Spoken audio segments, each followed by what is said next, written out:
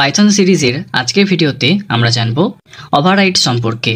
Override কি সেটা সহজ ভাষায় বলতে গেলে পাইথনে একাধিক ভেরিয়েবলের উচ্চারণ এবং লেখার ধরন যদি একই হয় তাহলে শেষ ভেরিয়েবলটা যে ভ্যালু সেটাই প্রাধান্য পায়, আগের ভ্যালুগুলো ওভাররাইড হয়ে যায় বা মুছে যায়। এখানে দেখুন নাম ভেরিয়েবলের মধ্যে 10 লিখেছি, তারপর প্রিন্টের ভেতরে ভ্যারিয়েবলটাকে ডিক্লেয়ার করে দিয়েছি। সবাই জানেন রান করলে কিন্তু 10 প্রিন্ট হবে।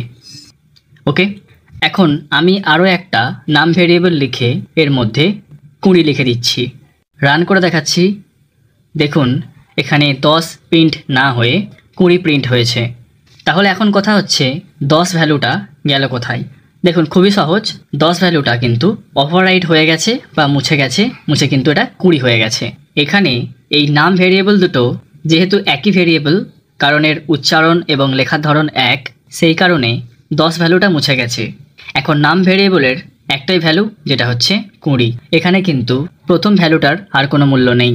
আচ্ছা, আমি আবারও একটা নাম ভেরিয়েবল লিখে এর মধ্যে 50 লিখে দিচ্ছি, রান করে দিচ্ছি। দেখুন এখানে 20 প্রিন্ট না হয়ে 50 প্রিন্ট হয়েছে। আবারও বলছি, একই ভেরিয়েবল লেখার কারণে আগের ভ্যালুগুলো মুছে গেছে এবং শেষ যে ভ্যালুটা সেটাই কিন্তু নাম ভেরিয়েবলের প্রকৃত ভ্যালু, যেটা হচ্ছে 50। আশা করি আপনারা ওভাররাইড সম্পর্কে বুঝতে পেরেছেন। আচ্ছা, ভ্যারিয়েবল পড়ানোর সময় আমি বলেছিলাম পাইথন যেহেতু একটা কেস সেন্সিটিভ ল্যাঙ্গুয়েজ, তাই পাইথনে একাধিক ভেরিয়েবলের উচ্চারণ যদি একই হয় কিন্তু লেখার ধরন যদি আলাদা হয় তাহলে প্রত্যেকটা ভেরিয়েবল কিন্তু আলাদা আলাদা ভেরিয়েবল। এখানে দেখুন 3টে নাম ভেরিয়েবলকে আমি একটু চেঞ্জ করে লিখেছি কিন্তু ভ্যালুগুলো একই আছে। এখানে ভেরিয়েবলগুলোর উচ্চারণ একই আছে কিন্তু প্রথম ভেরিয়েবলটা আমি আপার কেসে লিখেছি, দ্বিতীয় ভেরিয়েবলটা আমি লোয়ার কেসে লিখেছি এবং তৃতীয় ভেরিয়েবলটা আমি ক্যামেল কেসে লিখেছি।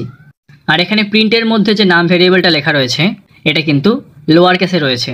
এখন যদি এটাকে রান করি তাহলে যাদের মনে হচ্ছে 50 প্রিন্ট হবে তারা সম্পূর্ণ ভুল ভাবছেন। রান করে দেখাচ্ছি, দেখুন এখানে কিন্তু 20 প্রিন্ট হয়েছে। এরকমটা কেন হলো?